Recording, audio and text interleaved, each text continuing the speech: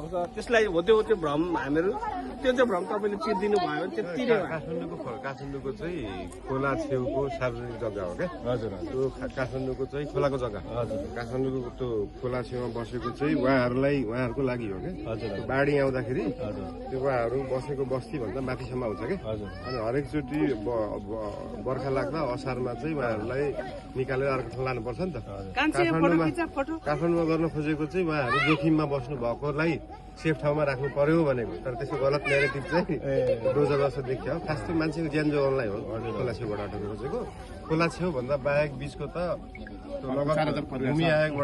आयोगबाट लगत सङ्कलन गरेर नेपाल सरकारले दिने हो कि जग्गा नेपाल सरकारले दिनुपर्छ त्यो स्थानीय सरकारको सिफारिसमा नेपाल सरकारले दिने हो कि जस्तो यहाँको त रियल हो नि यहाँको त 40-50 वर्ष अगाडिदेखिको हामी रियल भयो 48 सालदेखि 23वटा आयोग भन्यो तर तपाईँहरू अझै पनि अहिलेसम्म लगत सङ्कलन उठाउँदै लान्छन् करतिर आउँछन् होइन भर्खर तपाईँको यो सरकार ढल्नुभन्दा अगाडि पनि हामीहरूले भूमि आयोगबाट आयोरी फर्म भरेर सबै गरेर पैसा सैसा कर सबै तिरेको छ हामीले तिर्नुको लागि मैले त्यो भनेको थिएँ त यो चाहिँ भूमि आयोगमा चाहिँ पार्टीको मान्छे टिका लगाएर सुनेको मैले हेरेको थिएँ तपाईँको आफ्नै पार्टीसँग नजिक भएकोले चाहिँ लाल पूर्जा भए पनि अर्को लाल पूर्जा पाउने भयो हजुर अनि जिन्दगीमा लाल पूर्जा नभएकोले कहिले पनि नपाउने भयो क्या त्यो सिस्टम चाहिँ सुधार्नु पर्यो भन्ने कुरा हो क्या विस्थापन गर्ने होइन व्यवस्थापन गर्ने हो व्यवस्थापन गर्न होइन हामीहरू जतिकोले त हामी बुझ्छौँ होइन तर सिधा साधा जनता हुनुहुन्छ गरिब दुखीहरूलाई चाहिँ के छ भन्दाखेरि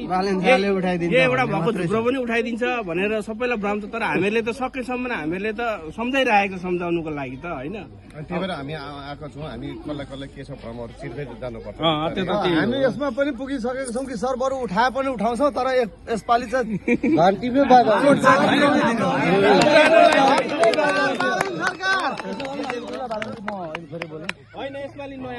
कमल 5 भनेको लगभग क्षेत्र नम्बर 5 भनेको पहिलादेखि नै एमालेको गढ हो अब यसमा के छ अब हाम्रो घन्टीले या स्वतन्त्रले या बालेन्जीको आफ्नो व्यक्तिगत के छ हाम्रो तपाईँको एजेन्डाहरू के छन् त्यो पनि हामीले अलिकति बुझ्न पाए राम्रो हुन्थ्यो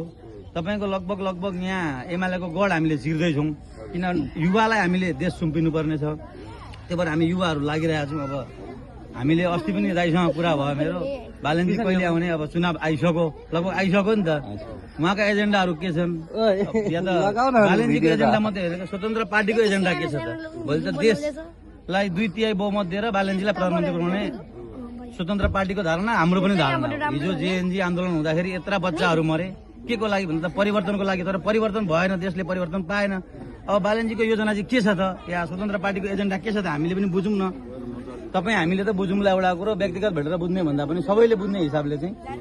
त्यो हाम्रो एजेन्डा के छ भन्ने कुरा चाहिँ बुझौँ न भन्ने एजेन्डा मेनिफेस्टो तयार पार्दैछौँ हरेकको छुट्टा छुट्टै हुन्छ नि त तपाईँले बुझ्न खोजेको स्वास्थ्यको होला शिक्षाको होला पूर्वाधारको होला सबैलाई सबै चिजको हुँदैन नि त व्यापार गर्नेलाई व्यापारको होला किसानलाई खेतको होला हामीलाई कृषिमा के हुन्छ जो मान्छेलाई जे सम्बन्धी एजेन्डा बुझ्न मन छ त्यो तयार पार्दैछौँ त्यसको छुट्टा छुट्टै सबै बुझाउनलाई अब फागुनको पहिलो सातामा चाहिँ हामी सार्वजनिक गरेर यो क्षेत्रको छुट्टै एजेन्डा हुन्छ प्रधानमन्त्रीको छुट्टै हुन्छ पार्टीको छुट्टै हुन्छ सबै ठाउँको छुट्टा छुट्टै हुन्छ यो त हो कि अब अर्को कुरा के हो भने हामीले अब तपाईँ एक कार्यकाल झन्डै मेयर भएर बस्नुभयो काठमाडौँमा हामीले नेपाललाई स्वास्थ्य र शिक्षा केही मात्रामा कम गर्न सकिँदैन पुरै निशुल्क त होइन त्यो भयो भने एउटा कुरो के हुन्छ भने युवाहरू विदेश पलायन हुनु पर्दैन म पनि 20 वर्ष खाडीमा बसेर आएको हेर्नु अहिले हातमा 0 हो बसुन्जेल पैसा हुन्छ यहाँ आएपछि एउटा व्यवसाय गर्नलाई पनि गाह्रो छ नेपालको स्थिति त्यो छ त्यो भएकोले गर्दा जति सक्दो स्वास्थ्य र शिक्षामा तपाईँले पहुँच दिलाउन सक्नुभयो भने हामीले साँच्चै भन्नु विदेश जानु पर्दैन म 20 वर्ष भयो विदेश बसेर आएको काठमाडौँमा के गरेका छौँ भन्दाखेरि तपाईँको पैसा नहुने विपन्नले चाहिँ प्राइभेट स्कुलमा पनि 10% सिट कक्षा कोठामा 100वटा सिट छ भने 10वटा सिट चाहिँ विपन्नले पाउँछ थाहा पाउनु भएको छ होला नि त्यो फेरि देशभरिकाले पाउने हो कि वर्षको 20-30 हजारले पाउँछ अहिलेसम्म 60-70 हजारले पाउनु त्यसको पैसामा हिसाब गर्ने हो भने त्यो 50-60 अर्ब रुपियाँ बराबरको हो क्या त्यो भनेको सुरुमा त विपन्नलाई दिन सक्नु पर्यो नि त 100% फ्री त हाम्रो संविधानमा लेख्नु त लेख्यो बजेट छैन 19 खर्ब बजेटले 100% पैसा हुनेलाई पनि फ्री भन्ने चाहिँ हुँदैन तर हुनु चाहिँ के पर्यो भन्दाखेरि खल्तीमा पैसा नहुनेले पनि शिक्षा र स्वास्थ्य चाहिँ पाउनु पर्यो पैसा अलिकति धेरै हुनेले व्यापार गर्न पाउनु पर्यो क्या जोसँग जे छ त्यही गर्न पाउनु पर्यो नि त तर शिक्षा र स्वास्थ्य चाहिँ सबैले पाउनु पर्यो भन्ने कुरा चाहिँ हो बिस्तारै बिस्तारै जाने अब यो बजेट छैन भन्ने कुरामा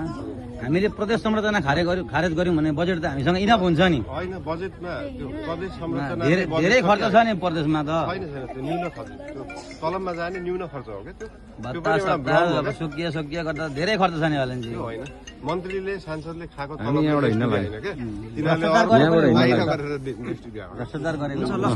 अहिले हामी निस्किन्छौँ है